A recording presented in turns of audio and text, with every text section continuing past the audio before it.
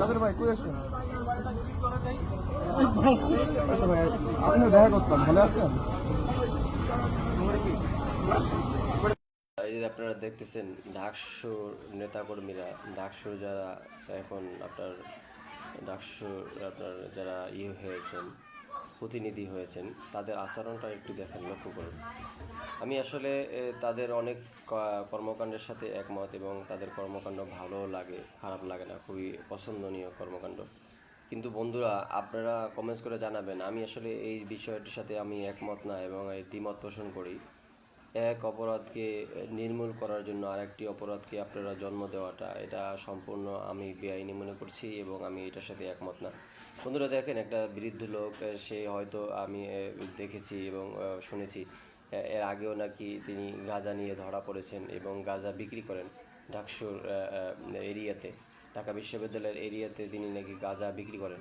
হ্যাঁ, হতে পারে এটা গাঁজা বিক্রি করেন, হতে পারে, কিন্তু এটা অপরাধ এবং অপরাধ অবশ্যই অপরাধ। কিন্তু বন্ধুরা, আপনারা দেখতেছেন এই অপরাধকে দমন করার জন্য আরেকটি অপরাধ করা, এটা যুক্তিযুক্ত না। বন্ধুরা, আপনারা জানাবেন এটা কি আসলে যুক্তিযুক্ত কিনা। তারা কি করতেছেন, একটা মুরব্বীর সাথে খারাপ আচরণ করতেছেন এবং তাকে মারধর করতেছেন এবং তাকে তুই তুকারি বা তুমি করে সম্বোধন করতেছেন। এটা আসলে সম্পূর্ণ আমি আসলে দ্বিমত পোষণ করি।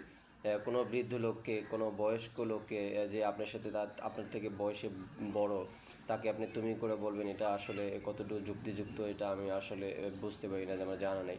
বন্ধুরা, আপনারা কমেন্টস করে জানাবেন এটা কি আসলে কি ঠিক হয়েছে কিনা, এটা কি আসলে এভাবে হওয়ার কথা ছিল কিনা বা অন্যভাবে হতে পারতো কিনা, বিষয়টা আপনারা কমেন্টস করে জানাবেন। আমি আসলে দ্বিমত পোষণ করি, তবে তাদের অনেক কর্মকাণ্ডের সাথে আমি একমত এবং ভালোও লাগে। এটাও অনেক দিক থেকে ভালো যে তারা বিশ্ববিদ্যালয় এরিয়াগুলোকে সুন্দর করে সাজাচ্ছেন এবং ভবঘুরেগুলোদেরকে সরিয়ে দিচ্ছেন।